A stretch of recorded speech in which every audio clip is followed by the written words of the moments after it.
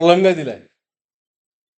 In the expression A equal to B equal to C upon D, dimension of physical quantity B and C are given. B and C दिले आणि विचारलंय काय, dimension of quantity A D N E. मग पहिला part काय की equation काय आहे, ए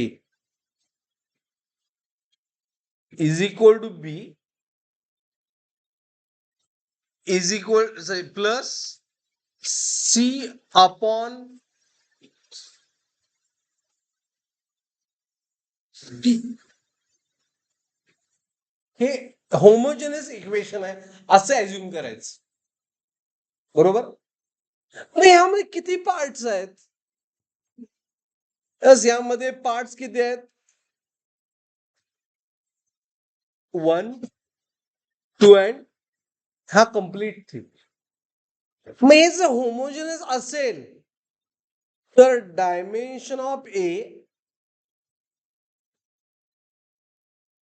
रेक्टँगल मध्ये डायमेन्शन इज इक्वल काय असणार, dimension of B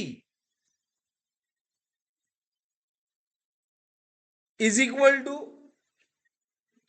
dimension of C upon D plus. ह्या तीन टर्मच डायमेन्शन सेम असणार. बरोबर. हे झालं इक्वेशन 1, हे पहिलं मिनिंग. आता विचारलंय काय, एच विचारलंय आणि बीच नोन आहे काय नोन.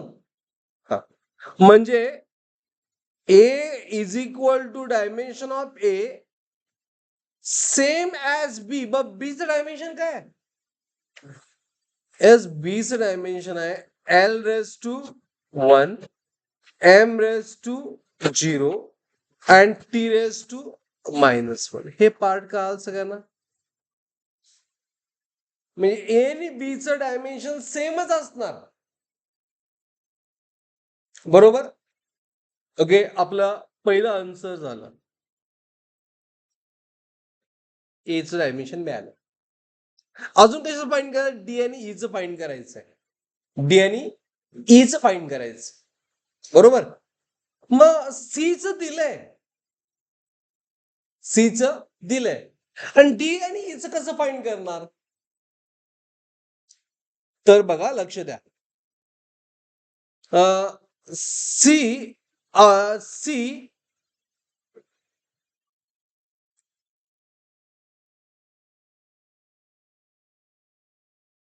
आणि डी प्लस ई ह्या कम्प्लीट टर्मचं डायमेन्शन काय असणार,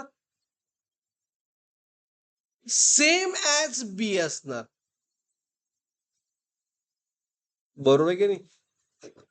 आता ह्यातलं डायमेन्शन नोन कुणाचं आहे, तर सीचं नोन आहे बघा. सीचं दिले का नाही, L1 M0 T0. म्हणून मी इथं सीचं लिहिलं L1 M0 T0. बरोबर आहे काय बघा जरा तुमच्या वहीमध्ये, सीचं डायमेन्शन बरोबर आहे काय, upon dimension of D N E D plus E. Got it. And dimension of B काय, L1 M0 T raise to minus. Got it.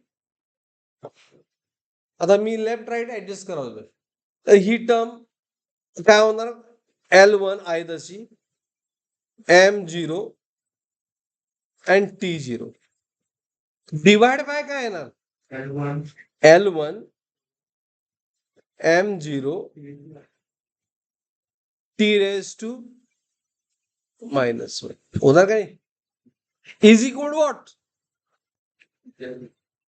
V plus E च डायमेन्शन. बरोबर. हा आता हे कॅल्क्युलेशन काय येईल, L1 - 1 0 एम तर झिरोच आहे आणि टी काय असणार 0 मायनस ऑफ -1. बट डी आणि ई हे दोन वेगळ्या टर्म आहे का एकच टर्म घ्यायची नाही, ह्या दोन वेगळ्या टर्म्स आहेत कारण मध्ये काय आलं प्लस, म्हणून डी चं डायमेन्शन सेम ऍज काय असणार ईचं डायमेन्शन असं लिहिलं तर चालतंय. प्लस आलं की सेम, मायनस आलं तर सेम, दोघांमध्ये इक्वेशन मध्ये मग डायमेन्शन काय येईल L raise to 0, M raise to 0, T raise to minus, T raise to +1.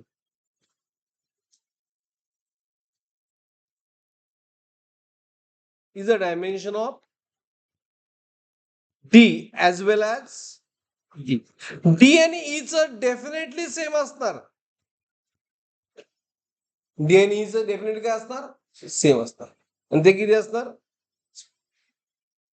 Definitely same का म्हटलो कारण इक्वेशन मध्ये D प्लस E आहे म्हणून. D असतं तर वेगळं असतं. अंडरस्टूड.